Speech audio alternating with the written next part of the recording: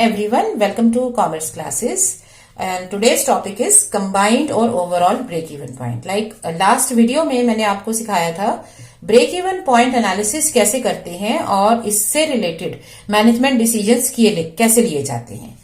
आज हम पढ़ेंगे combined break even point. Combined इसलिए कि क्योंकि कई बार एक कंपनी सिर्फ एक प्रोडक्ट लाइन में या एक प्लांट में या एक डिपार्टमेंट में डील नहीं कर रही होती है। कंपनी के पास डिफरेंट प्रोडक्ट लाइंस होती हैं, डिफरेंट प्लांट्स हो सकते हैं, मतलब उनकी फैक्ट्रीज 2-3 जगह बनी हो सकती है जहां से वो प्रोडक्शन कर रहे हैं, या उनके डिफरेंट डिपार्टमेंट और ब्रांचेस हो सकते हैं। सो इन दैट केस हम इंडिविजुअल ब्रेक इवन पॉइंट भी निकाल सकते हैं कि हर एक प्लांट का या हर एक प्रोडक्ट लाइन का ब्रेक इवन पॉइंट क्या है, वो प्रोडक्ट लाइन वर्थवाइल है या नहीं है, कितनी प्रॉफिटेबिलिटी है इन टाइम्स ऑफ इंक्रीजिंग और फॉलिंग प्राइसेस, और ओवरऑल फर्म की क्या पोजीशन है। अब ये ओवरऑल और कंबाइंड ब्रेक इवन पॉइंट की रेलेवेंस इसलिए हो जाती है क्योंकि आपके रिसोर्सेज वही है, लिमिटेड। अब उन रिसोर्सेज को आप प्रोडक्ट ए की तरफ डायरेक्ट कर दो या प्रोडक्ट बी की तरफ डायरेक्ट कर दो या सी या डी में, या आप आपके जो प्रोडक्शन है इसको आप डिपार्टमेंट एक्स में भेज दो, डिपार्टमेंट वाई में भेज दो सेल के लिए, या जेड में भेज दो, ये आपकी चॉइस है। तो जो आपका सेल्स मिक्स है या प्रोडक्ट मिक्स है, इसका आपकी प्रॉफिटेबिलिटी पर क्या इफेक्ट पड़ता है, या आपके जो रिसोर्सेज हैं उनको आप प्रोडक्ट में किस तरह से बांटते हो डिफरेंट लाइंस में। उससे आपकी प्रॉफिटेबिलिटी इंप्रूव होती है या नहीं होती है। इस सिनेरियो को एनालाइज करने के लिए ओवरऑल ब्रेक इवन पॉइंट समझना भी जरूरी है। ओवरऑल में क्या होगा, हमें ओवरऑल वैल्यूज लेनी होगी। फॉर्मूला वही है, fixed cost upon PV ratio, लेकिन अब हम क्या करेंगे, हम टोटल फिक्स्ड कॉस्ट लेंगे और टोटल और ओवरऑल पीवी रेशियो लेंगे। ओवरऑल पीवी रेशियो निकालना हमने सीखा था स्टार्टिंग में जब हम पीवी एनालिसिस कर रहे थे as a part of CVP analysis. अच्छा, अब यहां पर ये आपके पास वैल्यू आएगी रुपीज में, बट अगर आपको पर यूनिट इंफॉर्मेशन लेनी है तो आपको कंट्रीब्यूशन भी पर यूनिट लेना होगा। यू मे वंडर कि कंट्रीब्यूशन पर यूनिट कैसे हो सकता है जब हमारे पास डिफरेंट प्रोडक्ट लाइंस है। तो पर यूनिट कैसे निकालेंगे, आप हर एक प्रोडक्ट लाइन का कंट्रीब्यूशन निकाल लो, ठीक है ना, और उसके बाद जितने प्रोडक्ट आप उसमें कंसिडर कर रहे हो कंट्रीब्यूशन के लिए, उतने प्रोडक्ट से उसको डिवाइड कर दोगे तो कंट्रीब्यूशन पर यूनिट आ जाएगा। मान लो आप प्रोडक्ट लाइन ए में 100 यूनिट्स बेच रहे हो, प्रोडक्ट लाइन बी में 150 यूनिट्स बेच रहे हो, तो आपके पास कंट्रीब्यूशन आ गया 250 यूनिट्स का, ठीक है ना। अब आप इसको सॉल्व कर सकते हो, जो भी आपके पास कंट्रीब्यूशन है उसको 250 यूनिट से डिवाइड करोगे तो कंट्रीब्यूशन पर यूनिट आ जाएगा। यहां पर यूनिट में इंफॉर्मेशन आएगी। सिमिलरली अगर आप डिफरेंट डिपार्टमेंट्स का या प्लांट्स का या डिफरेंट ब्रांचेस का कंबाइंड ब्रेक इवन पॉइंट निकालना चाहते हो तो वो क्या होगा, combined fixed cost of all branches, plants और department divided by combined PV ratio, ठीक है ना। इस तरह से आपका overall break even point taking firm as a whole निकल आएगा। अब वो पूरी फर्म का ब्रेक इवन पॉइंट है, तो इस ब्रेक इवन पॉइंट में डिफरेंट प्रोडक्ट लाइंस का क्या प्रोपोर्शन है, या डिफरेंट ब्रांचेस का या डिफरेंट प्लांट्स का क्या प्रोपोर्शन है। अब आपका ब्रेक इवन पॉइंट आ गया से 80,000 रुपीज ऑफ सेल्स वैल्यू और एक्टिविटी लेवल। अब इस 80,000 एक्टिविटी लेवल में प्लांट ए में कितनी एक्टिविटी हो, प्लांट बी में कितनी हो, प्लांट सी में कितनी हो, तो जो आपने इनका सेल्स मिक्स पहले से डिसाइड कर रखा है उसी मिक्स को लेके आप उस प्रोपोर्शन में इनको बांट देंगे। ये कैसे करते हैं that I will show you, एक हम क्वेश्चन प्रैक्टिस करेंगे। नाउ क्वेश्चन है कि इनके यूजेस क्या है। यूज क्या होता है जब आप कंबाइंड ब्रेक इवन पॉइंट निकालते हो फॉर ऑल प्रोडक्ट लाइंस, तो ये हमें हेल्प करता है about analysing effect of changes in product mix. मान लो अभी तक आप तीनों प्रोडक्ट्स इक्वल क्वांटिटी में बना रहे थे, तो अब अगर आपको ये तीनों प्रोडक्ट्स की क्वांटिटीज का मिक्स चेंज करना है, आप ए प्रोडक्ट ज्यादा बनाना चाहते हो, बी सी कम बनाना चाहते हो, तो इसका आपकी प्रॉफिटेबिलिटी पर और वर्किंग पर, बिजनेस वर्किंग पर क्या फर्क पड़ेगा इन टाइम्स ऑफ राइजिंग और फॉलिंग प्राइसेस, उसको स्टडी करने के लिए हम कंबाइंड ब्रेक इवन पॉइंट निकालते हैं। लाइकवाइज जब हम डिफरेंट प्लांट्स का मर्ज्ड ब्रेक इवन पॉइंट निकालते हैं, जैसे आपके मान लो 3 प्लांट है, डिफरेंट जगह पे काम कर रहे हैं, तो उनका आप कंबाइंड ब्रेक इवन पॉइंट निकालते हो। Now you want to merge them at one place, उससे आपको हो सकता है कुछ कॉस्ट में बेनिफिट आ रहा हो, ठीक है ना, फिक्स कॉस्ट थोड़ी कम हो रही है। अगर आप प्लांट्स को मर्ज कर देते हो तो इन दैट केस आपका ओवरऑल ब्रेक इवन पॉइंट क्या बनता है, और उस मर्ज कैपेसिटी में अगर आप डिफरेंट इंडिविजुअल लेवल भी निकालना चाहते हो कि प्लांट ए प्लांट बी कितना वर्क करे, तो वो भी इसमें सॉल्व कर सकते हो। इसका एक और यूज होता है जब आप बिजनेसेस कंबाइन कर रहे होते हो या मर्ज कर रहे होते हो। मान लीजिए आपकी एक फैक्ट्री है एक प्लेस पर, ठीक है ना, उस फैक्ट्री में आप प्रोडक्शन करते हो, यहीं पर एक दूसरा बिजनेस यूनिट है, उनकी भी फैक्ट्री है, फैक्ट्री बी।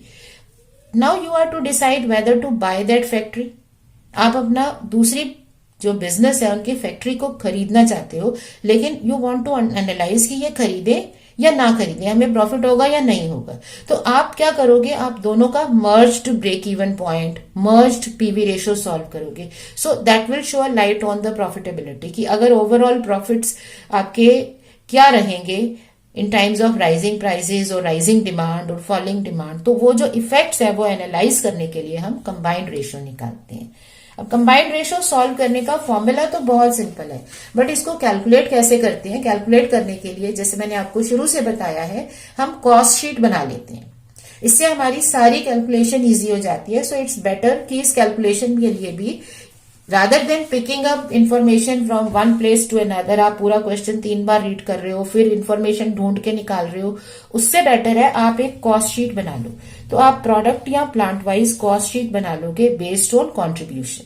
सो टेकअप सेल्स, जितना प्लांट है या जो आपके प्रोडक्ट्स है वो लो, टोटल साथ में सॉल्व करो, माइनस वेरिएबल कॉस्ट, ठीक है ना, कंट्रीब्यूशन आ जाएगा, minus fixed cost, you will get profit. अब यहां पर आप पीवी रेशियो इंडिविजुअल भी निकाल सकते हो और ओवरऑल भी निकाल सकते हो। ब्रेक इवन पॉइंट इंडिविजुअल भी आ सकता है अगर आपके पास फिक्स्ड कॉस्ट अलग अलग कंपोनेंट में है, ठीक है, और आपके पास ओवरऑल तो आ ही जाएगा कंबाइंड फिक्स्ड कॉस्ट से। ऑल राइट, और अगर ये कंबाइंड ब्रेक इवन पॉइंट आप इन तीनों में स्प्लिट करना चाहते हो, तो जो सेल्स का प्रोपोर्शन है, जो एक्टिविटी का प्रोपोर्शन लेवल है, इसी में स्प्लिट करते हैं। सो लेट अस सी इसकी वर्किंग हम एक क्वेश्चन से समझने की कोशिश करते हैं, how to solve combined break even point. Now suppose ABC Limited manufactures and sells 4 different types of products under names of ABCD. Their sales mix is 33 and 3%, 1/3%, 41 and 2/3%, 16 and 2/3%। मतलब जितनी भी ये सेल करना चाहते हैं उसका ये प्रोपोर्शन है, ये परसेंटेज है। इसको रेशो में भी दे सकते थे और परसेंटेज वाइज भी दे सकते थे। अगर आप इसकी रेशो लोगे तो ये आ जाएगी 4:5:2:1, ठीक है। तो रेशो भी दे सकते हैं, तो हमें रेशो बनाने की जरूरत नहीं है, we can take proportion as it is. Okay, अब बजटेड सेल्स है आपके जनवरी की 60,000 और ऑपरेटिंग कॉस्ट मतलब वेरिएबल कॉस्ट का प्रोपोर्शन दे रखा है। आप डायरेक्ट भी कंट्रीब्यूशन ले सकते हो, क्योंकि अगर ऑपरेटिंग कॉस्ट है 60% तो कंट्रीब्यूशन और पीवी रेशो कितनी हो जाएगी 40%। सो ये इजीली कैलकुलेट कर सकते हो, सबका अलग अलग प्रोपोर्शन है। फिक्स्ड कॉस्ट दे रखी है overall, so calculate break even point for the products on overall basis. So आपको ओवरऑल ब्रेक इवन पॉइंट निकालना है। अब यहां पर कैलकुलेशन के लिए आप फॉर्मूला सीधे लिख सकते हो। फॉर्मूला क्या है, combined fixed cost which is 14,700 upon combined PV ratio. फिर कंबाइंड पीवी रेशियो सॉल्व करो, है ना। लेकिन इंफॉर्मेशन को जगह जगह से पिक करके और फिर उनको अलग अलग सॉल्व करने से हमेशा बेटर होगा आप एक स्टेटमेंट बनाओ, कंट्रीब्यूशन बेस्ड कॉस्ट शीट। इससे आपकी इंफॉर्मेशन सारी एक ही जगह पे क्लब भी हो जाएगी, आप डिफरेंट कैलकुलेशंस कर सकते हो। और दूसरी चीज ये होती है कि आपके पास कोई भी पॉइंट मिस नहीं होगा, ठीक है। तो सारी इंफॉर्मेशन एक प्रेजेंटेबल फॉर्म में आ जाएगी। सो नाउ पहली चीज हम लेते हैं सेल्स। सो हमें सेल्स कितनी दे रखी है, सेल्स है जनवरी की, ये जनवरी की शीट बन रही है। ओके, सेल्स टोटल दे रखी है। Okay, we have 4 product lines ABCD, sales total है 60,000। ऑल राइट, अब इसको किस रेशो में बांटना है, इनके प्रोपोर्शंस क्या क्या हैं। ए का प्रोपोर्शन है 33 and 1/3%, बी का प्रोपोर्शन है 41 and 2/3%, सी का प्रोपोर्शन है 16 and 2/3% और डी का प्रोपोर्शन है 8 and 1/3%। ओके, सो अब हमारे पास ये चारों प्रोडक्ट लाइंस आ गई। इनके 60,000 का 33 and 1/3% कितना बन जाएगा 20,000। इसका 41 and 2/3% कितना बन जाएगा 25,000। यहां पर आ गया 10,000, यहां आ गया 5,000। लेस वेरिएबल कॉस्ट, तो हमें मिल जाएगा कंट्रीब्यूशन। ठीक है, अब वेरिएबल कॉस्ट कितनी दे रखी है? वेरिएबल कॉस्ट का कंपोनेंट है 60% ए के लिए, तो 60% हो गया 12,000, इसका कंट्रीब्यूशन आ गया 8,000। बी के लिए 68%, तो 68% ऑफ 25,000 यहां आ गया सेम 8,000। ये है 80%, सो यहां पे आ गया आपका 2,000 का कंट्रीब्यूशन, और यहां 40% अगर है तो आपका कंट्रीब्यूशन आ गया 3,000। सो टोटल वेरिएबल कॉस्ट हो गई 39,000 और टोटल कंट्रीब्यूशन हो गया 21,000। अब फिक्स्ड कॉस्ट ओवरऑल दे रखी है, तो यहां कॉन्ट्रीब्यूशंस क्लोज हो जाएंगे, आगे नहीं आएगा। लेस फिक्स्ड कॉस्ट हम कंप्लीट बना लेंगे शीट, क्योंकि उसमें कोई दिक्कत नहीं है। ओके, सो अब हमारे पास आ गया प्रॉफिट, क्योंकि हो सकता है आगे हमें प्रॉफिट भी कंपेयर करने हो। जब आप प्रैक्टिस करते हो तो आप सारी चीजें सॉल्व कर सकते हो। ओके, तो ये आ गया आपका profit level if you want to solve it, otherwise contribution तक भी बात सॉल्व हो जाएगी। अब हम लेंगे कंबाइंड पीवी रेशो। ऑल्दो देखो पीवी रेशो सबकी अलग अलग भी लिख सकते हैं, लेकिन जरूरत नहीं है। एक तो ये रेशो क्लियरली विजिबल है, दूसरे यहां पर हमें कहा नहीं गया है, हमें सिर्फ ब्रेक इवन पॉइंट पूछा है ओवरऑल बेसिस पे। सो ओवरऑल बेसिस पे कंबाइंड पीवी रेशो सॉल्व करेंगे। सो कंबाइंड पीवी रेशो क्या होती है? फॉर्मूला है C upon S, contribution upon sales into 100। So contribution है 21,000, सेल्स है 60,000 इनटू 100, सो ये आ गया 35%।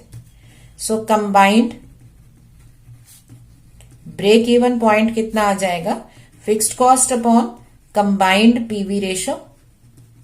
ठीक है, तो अब हमारी स्टेटमेंट यहां तक कंप्लीट हो चुकी है, आगे हम सारी कैलकुलेशंस कर रहे हैं।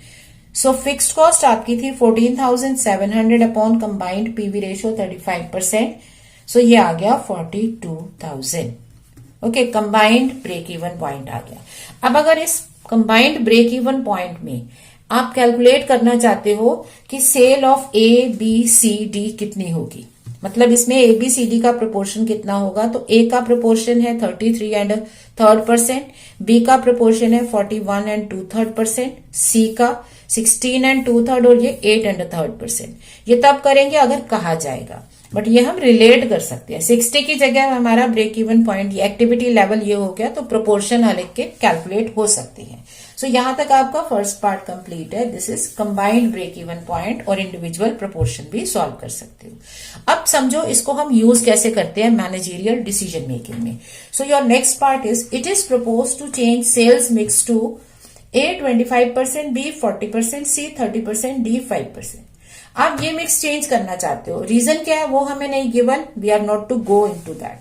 हमें ये देखना है कि अगर ये सेल्स मिक्स चेंज होता है तो क्या सिचुएशन होगी, इज इट एडवाइसेबल और नॉट। एडवाइस हम कैसे देते हैं? अगर तो सेल्स मिक्स चेंज होने से प्रॉफिटेबिलिटी इंप्रूव हो रही है, पीवी रेशो इंप्रूव हो रही है, तो आप चेंज करो, या आपका ब्रेक इवन पॉइंट इंप्रूव हो रहा है। अब ब्रेक इवन पॉइंट इंप्रूव होने का मतलब है वो कम होना चाहिए, इसका मतलब आप जल्दी प्रॉफिट कमा सकोगे। ठीक है ना। सो अगर ये चीजें हो रही हैं तो आप एडवाइस करोगे, अदरवाइज नहीं करोगे। सो अब इसका पार्ट बी क्या हो गया, हम फिर से कंट्रीब्यूशन बेस्ड कॉस्ट शीट बनाएंगे विद रिवाइज्ड सेल्स मिक्स। अब जो हमारा मिक्स रिवाइज हुआ है उसके बेसिस पे बनाएंगे। सो ABCD टोटल, A कितना है 25%, B है 40%, C है 30%, D है 5%। नाउ कंसिडर, हमें चेंज नहीं बताया, वी आर नॉट गिवन कि हमारी सेल्स में कोई चेंज आ रहा है। सो अब सेम स्टेटमेंट बनेगी but with the revised figures. So 60,000 में 25% हो गया 15,000, 40%, 30% and 5%। Okay, less variable cost. So variable cost के कंपोनेंट है 60%, 68%, 80% एंड 40%। तो जो कंपोनेंट दे रखे हैं एज इट इज हमने ले लिए, ये सेल्स के कंपोनेंट, इसके वेरिएबल कॉस्ट के कंपोनेंट थे। आ गई। सो टोटल आप कर सकते हो यहां पर सो कंट्रीब्यूशन क्या आ गया 6,000, 7,680, 3,600, 1,800. ओके, सो 19,080. यहां पर आप प्रॉफिट भी सॉल्व कर सकते हो. कैसे? Less fixed cost. तो फिक्स्ड कॉस्ट है 14,700. अब ये विजिबल है कि आपके पास प्रॉफिट कम हो रहे हैं. सो it is actually not advisable. यहीं से देखने में समझ में आ रहा है कि हमारी प्रॉफिटेबिलिटी कम होने वाली है. So we should not go with the mix. But let us see the next component also कि हो सकता है ब्रेक इवन पॉइंट इंप्रूव हो रहा हो. So combined PV ratio. PV ratio क्या होगी आपकी? Combined contribution upon combined sales in 200. So 31.8%. And your combined break even point is total fixed cost upon combined PV ratio. So that gives you 46,226 rupees. So यहां पे क्या हो गया? आपका break even point भी बढ़ गया. बढ़ना इज नॉट गुड. इसका मतलब पहले जहां you are able to make profits after sale of 42,000, यहां आपको 46,000 प्लस की सेल करनी पड़ेगी तो आप प्रॉफिट अर्न करोगे. विच इम्प्लाइज कि दोनों स्टेजेस में, चाहे आपकी डिमांड कम हो रही हो या ज्यादा हो रही हो, दोनों स्टेजेस में, दोनों सिचुएशंस में this combination, this sales mix is not advisable. So is it advisable in case of rising demand? Since PV ratio is falling, PV ratio कम हो गई 35 से, इसका मतलब it is not advisable. So हमारे प्रॉफिट कम होने वाले हैं, which we can see also. Falling demand, falling demand में भी इवन ब्रेक इवन पॉइंट हमारा इंक्रीज हो गया, which is not a good sign because it implies that now we'll have to make sales of 46,226 तभी profit earn करोगे. जबकि पहले क्या हो रहा था? 42,000 की सेल पे प्रॉफिट अर्न कर रहे थे, है ना. So this combination is still not advisable. So इस तरह से हम जो कंबाइंड ब्रेक इवन पॉइंट है इसका यूज कर सकते हैं फॉर मैनेजेरियल डिसीजन मेकिंग. ये आपने सीखा product wise. Similar type of working हो सकती है अगर हम प्लांट वाइज कैलकुलेशंस करते हैं. मतलब अगर हमें डिफरेंट प्लांट्स को स्टडी करने की, प्लांट ए प्लांट बी मर्ज करना चाहते हैं तो क्या सिनेरियो होगा, इज इट एडवाइजेबल और नॉट, या फिर मर्ज करके हम कहाँ ब्रेक इवन करेंगे, कितने एक्टिविटी लेवल पे काम करें, ये सब डिसीजंस हम कंबाइंड लेवल पे कर सकते हैं. Now see, A B C are 3 plants under same management. Plants are ABC. Capacity utilization is 100, 70 and 50%. Okay, but यहाँ एक चीज ध्यान रखना, आप कैपेसिटी कम यूटिलाइज कर रहे हो लेकिन जब आप मर्ज करोगे तो आपके पास टोटल कैपेसिटी आने वाली है. Are you understanding? ये प्लांट चाहे 70% पे काम कर रहे हैं लेकिन अगर आप कंबाइन करोगे तो आप कंबाइन इस पे नहीं करोगे, कंबाइन हमेशा टोटल पे होता है क्योंकि फैसिलिटी टोटल रहती है. ये हमारी चॉइस है कि हम इसे 70 पे करवाएं काम या 50% पे. सो कंबाइन हमेशा फुल कैपेसिटी लेवल पे करने होते हैं. सो जब भी हमें चीजें कंबाइन करनी है हमें उनको फुल लेवल पे, फुल 100% कैपेसिटी लेवल पर ही सॉल्व करना पड़ेगा. ऑलराइट. सो अब टर्नओवर दे रखी है बट ये यहाँ की है 70% की है, वेरिएबल कॉस्ट भी 70% की है, फिक्स कॉस्ट दे रखी है, फिक्स कॉस्ट रिमेन सेम चाहे कोई भी लेवल हो, तो फिक्स कॉस्ट में चेंज नहीं आएगा बट सेल और आपके वेरिएबल कॉस्ट पे फर्क पड़ेगा.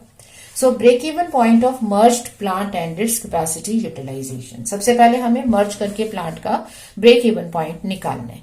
सो आपका वर्किंग तो सेम वे में होने वाली है, टोटल है ना. So you will be making a cost sheet based on contribution margin. Okay, plant आ गए. So now turnover at 100% capacity.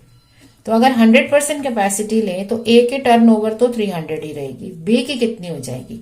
अगर 70% पे 280 है तो 100% कितना होगा? क्या फॉर्मूला बनेगा आपका? आप अगर इसे एज अ फॉर्मूला सॉल्व करना चाहते हो तो आप कहेंगे 70% of x is 280.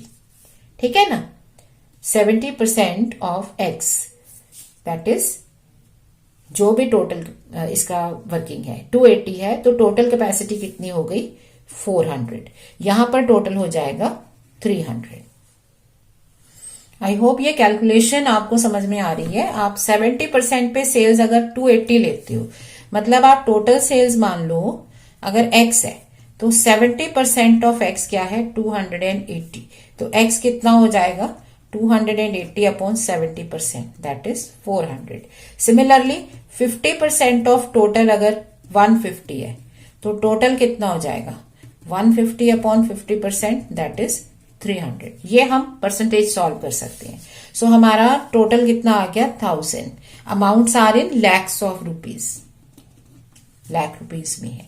Okay, now variable cost. अब variable cost goes along with the output. जितनी आउटपुट या एक्टिविटी बढ़ेगा वेरिएबल कॉस्ट उतना ही इंक्रीज होगा। सो वेरिएबल कॉस्ट कैसे निकालेंगे, ये 200 जो है 100% लेवल पे है, so no change in this. But ये 210 कितना है 70%। इसका मतलब 70% ऑफ वेरिएबल कॉस्ट अगर 210 है तो वेरिएबल कॉस्ट कितनी हुई 210 अपॉन 70%, 300। ठीक है, यहां पर वेरिएबल कॉस्ट है 75, पर वो कितने पे 50% पे। तो अगर 50% ऑफ टोटल वेरिएबल कॉस्ट अगर 75 है तो टोटल वेरिएबल कॉस्ट कितनी होगी 75 अपॉन 50%, दैट इज 150। 650 आ गया। सो आपके पास कंट्रीब्यूशन कितना आ गया 100, 100 एंड 150, 350।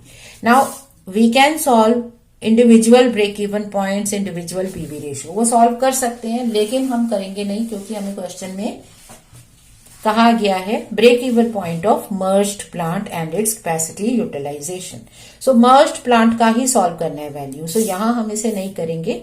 ओके, अब लेस फिक्स्ड कॉस्ट, क्योंकि फिक्स्ड कॉस्ट आपके हर प्लांट की अलग दे रखी है, तो आप इसमें लेस करके प्रॉफिट सॉल्व कर सकते हो, नो इश्यू। जब स्टेटमेंट बना रहे हैं विद इन अ मिनट हमारी स्टेटमेंट सॉल्व हो सकती है।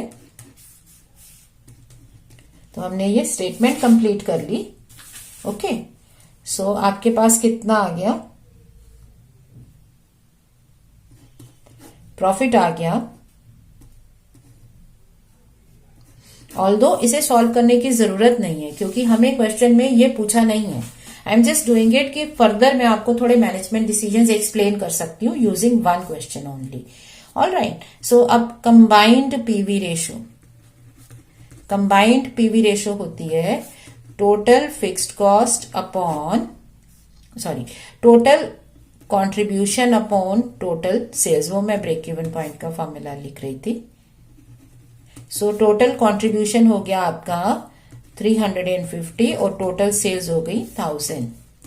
सो कंबाइंड पीवी रेशो हो गई 35%। So break even point of merged plant, merge का मतलब कंबाइन कर दो, तो अगर कंबाइन कर देंगे तो total fixed cost upon combined PV ratio, ये आ गई आपकी फिक्स्ड कॉस्ट 182 और कंबाइंड पीवी रेशो है 35%। दैट मीन्स आपका ब्रेक इवन पॉइंट कितना आ गया 520 lakhs ऑफ रुपीज। ठीक है ना, ये आ गया break even point. So question में क्या था break even point and capacity utilization. तो इस लेवल पर कैपेसिटी यूटिलाइजेशन कितना होगा, तो कैपेसिटी यूटिलाइजेशन होता है परसेंटेज में capacity used upon total capacity. ये टोटल कैपेसिटी से आप इसे कंपेयर करते हो तो परसेंटेज सॉल्व होती है। सो टोटल कैपेसिटी है 1000 lakhs की। सो कितना आ जाएगा 52%, मतलब 52% पे आपका ये मर्ज्ड प्लांट आपको ब्रेक इवन करेगा। नेक्स्ट है profit at 75% of capacity of merged plant, मतलब 75% कैपेसिटी यूटिलाइजेशन पर आपको प्रॉफिट सॉल्व करना है। तो हमारा प्रॉफिट सॉल्व करने का क्या फॉर्मूला होता है, प्रॉफिट होता है sales activity minus break even point into PV ratio. तो आपकी सेल्स कितनी होगी 75% पे, क्योंकि टोटल कैपेसिटी 1000 यूनिट्स है, तो 75% पे हो जाएगा 750 माइनस 520 जिसपे आप ब्रेक इवन कर रहे हो इनटू पीवी रेशियो आपकी 35%। सिंपल सी बात है ना, 520 lakhs पे तो आप ब्रेक इवन कर रहे हो, मतलब यहां पर आपकी सारी कॉस्ट कवर हो रही है, तो इसके ऊपर जितनी भी सेल करोगे वो सारा प्रॉफिट देगा। So sales minus break even point into 35%, तो ये आ गया आपका 80.5 lakhs ऑफ रुपीज। ठीक है, इसी को सॉल्व करने का आपने एक और मेथड भी सीखा हुआ है प्रॉफिट वॉल्यूम एनालिसिस में, जिसमें आप क्या करते हो, sales into PV ratio minus fixed cost formula लगाते हो। So it is up to you, आप कोई भी फॉर्मूला जो आपको याद आए या समझ में आए वो यूज कर सकते हो। क्योंकि हमने ब्रेक इवन पॉइंट निकाला हुआ है तो हम डायरेक्ट इससे यूज कर लेंगे। नेक्स्ट है turnover of merge plant to get profit of 28 lakh.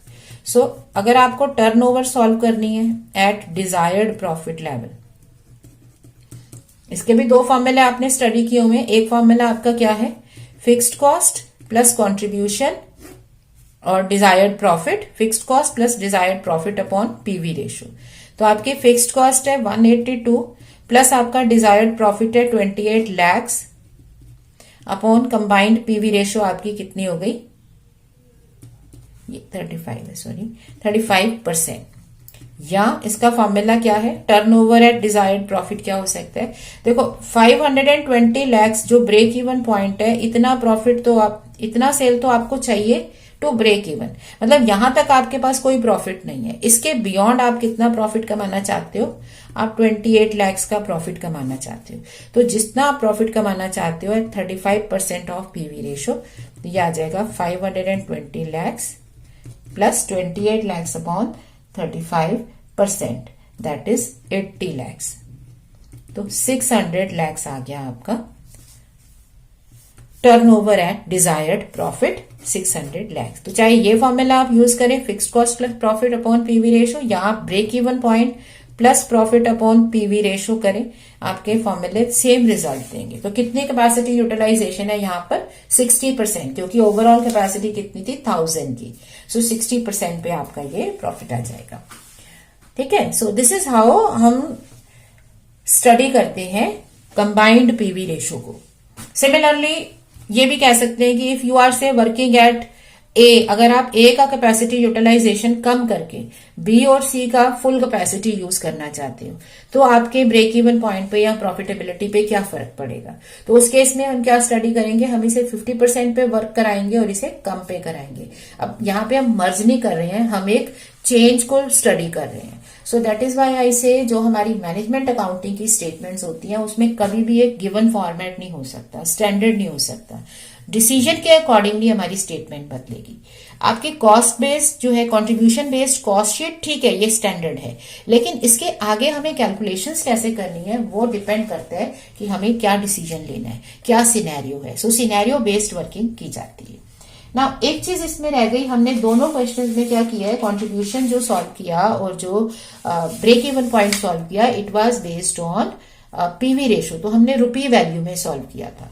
सो एक और क्वेश्चन प्रैक्टिस कर सकते हैं, wherein we'll be calculating break even point in unit term. तो यूनिट में कैसे कैलकुलेशन होती है। ABC limited has fixed cost of 2 lakh rupees. It sells 2 products of A and B in the ratio of 2:1. Unit contribution of A and B is 1 rupee and 2 rupees per unit. Calculate break-even point in unit terms. Say for both the product lines. Okay. आपको combine करके करना है क्योंकि fix cost तो combined दे रखी है। तो अब हमारा कंबाइंड ब्रेक इवन पॉइंट का फॉर्मूला होता है total fixed cost upon contribution per unit, combined contribution. अब इंडिविजुअल नहीं ले सकते क्योंकि ये फिक्स्ड कॉस्ट कंबाइंड है, दोनों की है, तो कंट्रीब्यूशन भी इकट्ठा आएगा। सो हमारा कंट्रीब्यूशन पर यूनिट निकालने के लिए पहले हम टोटल कंट्रीब्यूशन निकालते हैं। तो कंट्रीब्यूशन क्या है, ए और बी को हम सेल कर रहे हैं 2:1 की रेशियो में। दो प्रोडक्ट ए और बी 2:1 की रेशियो में सेल कर रहे हो। इसका मतलब you sell 2 units of A for every single unit of B. अगर बी का 1 यूनिट बेचते हो तो ए के 2 यूनिट बेच रहे हो। सो अब ए में कंट्रीब्यूशन कितना है 1 रुपी, ए का कंट्रीब्यूशन है 1 रुपी और आप 2 यूनिट बेच रहे हो। बी का कंट्रीब्यूशन है आपका 2 rupees and you will be selling 1 unit. ठीक है, तो आपको टोटल कंट्रीब्यूशन कितना मिल जाएगा 2 + 2 4 रुपीज। कितने यूनिट पर 3 यूनिट्स। आपने in all 2 unit plus 1 unit 3 unit की सेल की तो आपको 4 रुपीज का कंट्रीब्यूशन मिला। सो कंट्रीब्यूशन पर यूनिट कितना हो गया ₹4/3 है ना। कंट्रीब्यूशन पर यूनिट क्या होता है, total contribution upon number of units. तो नंबर ऑफ यूनिट्स है 3 यूनिट्स, तो 4/3 हो गया। So combined break even point कितना आ जाएगा, कंबाइंड कॉस्ट है आपकी 2 lakh upon contribution per unit 4/3, so 1,50,000 units. तो ये हो गया आपका combined break even point. So at this level A का कितने यूनिट्स होंगे, क्योंकि इनकी रेशियो है 2:1, तो 2/3 मतलब 1 लाख, और बी के यूनिट्स हो जाएंगे इसमें 1/3, दैट इज 50,000। सो आप इस लेवल पे इनको सेल कर रहे हो, ये ब्रेक इवन पॉइंट है। नाउ सपोज इसमें क्वेश्चन में ये आगे कोई डिसीजन मेकिंग कही जाती है। सपोज आपको कहा जाता है कि you want to change the proportion from 2:1 to 1:2, ठीक है, या आप मान लीजिए आपको चेंज करना है प्रोपोर्शन 1:4 में, तो इज इट एडवाइजेबल? अब अगर 1:4 हो जाता है तो आपका टोटल कंट्रीब्यूशन कितना हो जाएगा? 1:4 का मतलब है आप ए के 1 यूनिट बेचते हो और बी के 4 यूनिट का सेल करते हो। सो ए को आपको कंट्रीब्यूशन मिल रहा है 1 रुपी पर यूनिट, और जब बी के 4 यूनिट सेल करोगे उस पे आपको कंट्रीब्यूशन मिल रहा है 2 रुपीज पर यूनिट। तो कितना हो गया? 10 रुपीज का कंट्रीब्यूशन हो गया, और कंट्रीब्यूशन पर यूनिट कितना हो जाएगा? 10 रुपीज का कंट्रीब्यूशन है when you sell 1 unit and 5 unit पर, तो 2 रुपीज पर यूनिट आपका कंट्रीब्यूशन आ गया। That means your combined break even point कितना हो जाएगा? Fixed cost 2 lakh upon 2 rupees per unit, that means 1 lakh units. इसका मतलब अब आप 1 लाख यूनिट्स की सेल करके ही अपनी सारी फिक्स्ड कॉस्ट कवर कर लेते हो, और 1 लाख के ऊपर आप जितनी भी सेल करोगे आपको फायदा होने वाला है। Are you understanding? सो यहां पर आपका मैनेजरियल डिसीजन क्या होगा? सो अगर आपको मैनेजमेंट पूछती है should we go for this, then yes, because यहां आपका ब्रेक इवन पॉइंट इंप्रूव हो गया, so you are going to make more profits and your profits will start. Profit कब से स्टार्ट हो जाएगा? 1 लाख यूनिट के बाद से। वेयर एज इसमें कहा क्या कर रहे थे? 1,50,000 तक आपको वेट करनी थी, यहां तक आपका प्रॉफिट नहीं है। मतलब अगर आपकी सेल इतने यूनिट से नीचे चली जाती आपको पुराने केस में लॉस होने लगता, बट नई रेशो में आपको 1 लाख तक ऊपर जाते ही प्रॉफिट होना शुरू हो जाता।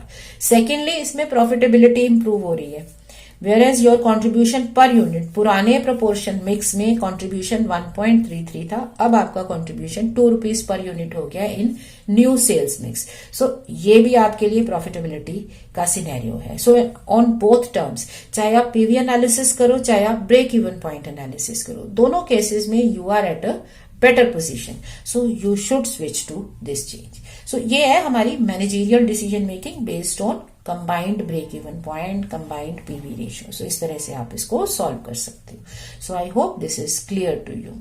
Okay, so next time we'll take up a few more questions, कुछ क्वेश्चंस इसकी और लेंगे, some typical questions from the overall chapter, पूरे चैप्टर के कुछ डिसीजंस एक बार और फिर से रिवाइज करेंगे, plus we'll take up an alternative approach to determination of optimal product mix.